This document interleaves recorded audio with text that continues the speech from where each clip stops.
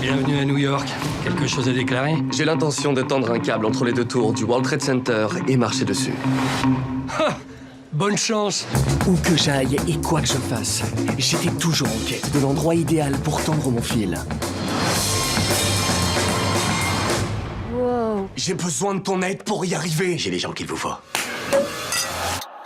C'est parti. Allez, Haussmann, je suis en zone rouge! Je trouverai le moyen de faire passer le fil.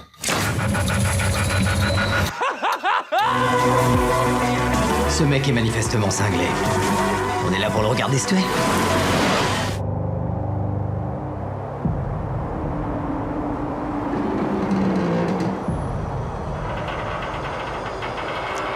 Bonsoir Dominique. Bonsoir Philippe Mohamed. Petit porté à l'écran par Hollywood, c'est l'une des sorties de la semaine. C'est l'une des sorties de la semaine et c'est vraiment une histoire incroyable que celle de ce Français de 66 ans qui est né au fin fond de la région parisienne et qui est devenu vraiment un funambule de génie, qui a exercé son art, parce qu'on peut vraiment appeler ça comme ça, partout dans le monde.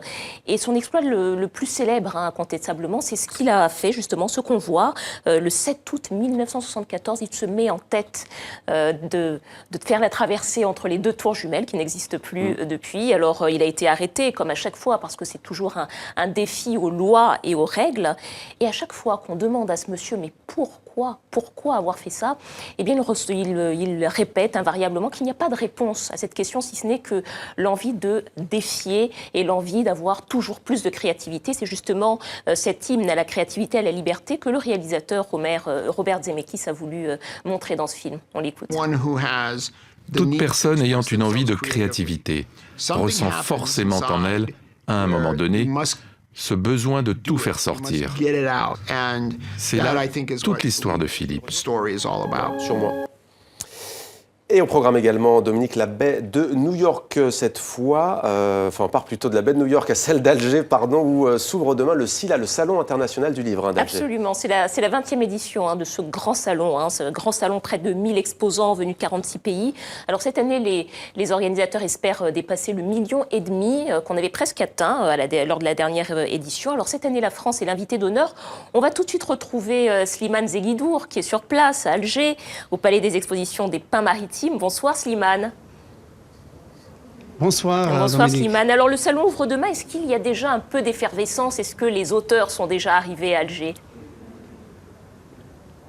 Oui, il y a à peu près une soixantaine d'auteurs français, journalistes, essayistes, cinéastes ou même humoristes comme Smaïn, qui sont attendus fébrilement à Alger, car Alger, qui n'est pas réputé pour sa effervescence culturelle, considère quand même ce salon annuel comme un des très grands rendez-vous internationaux de la culture, de la lecture et du livre. Il a été inauguré en grande pompe par le Premier ministre Abdelmalek Sellal, la ministre de la Culture française Fleur Pellerin, mais aussi, j'ai remarqué, beaucoup d'ambassadeurs africains, parce que les maisons d'édition d'Afrique francophone sont solidement représentées cette année.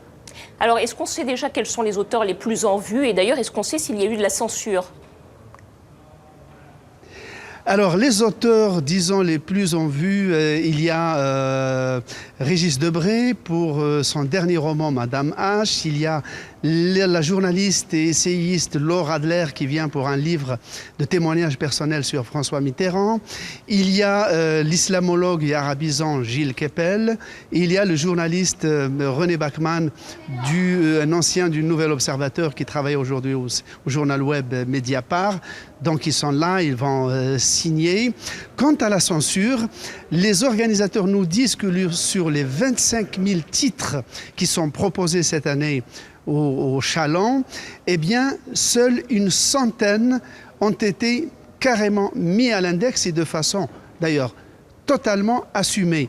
Il y a deux motifs qui sont invoqués à l'origine de cette interdiction. C'est d'abord des livres qui feraient, selon les organisateurs, l'éloge de l'intégrisme violent, donc du fanatisme. Je suppose que ça doit être à peu près de livres.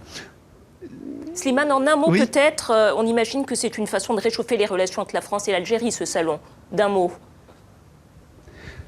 Oui, c'est la première fois que l'ex-puissance coloniale est à l'honneur dans ce salon. Et évidemment, l'ambassadeur de France a dit que c'était une date très importante parce que ce salon, avait-il dit, est l'expression de l'embellie qui règne entre les deux capitales, embellie qui n'a pas de précédent depuis l'indépendance il y a 53 ans. Slimane Zeguidour en direct d'Alger au Salon international du livre, interrogé par Dominique Chimbakala. Merci Dominique pour cette chronique culture.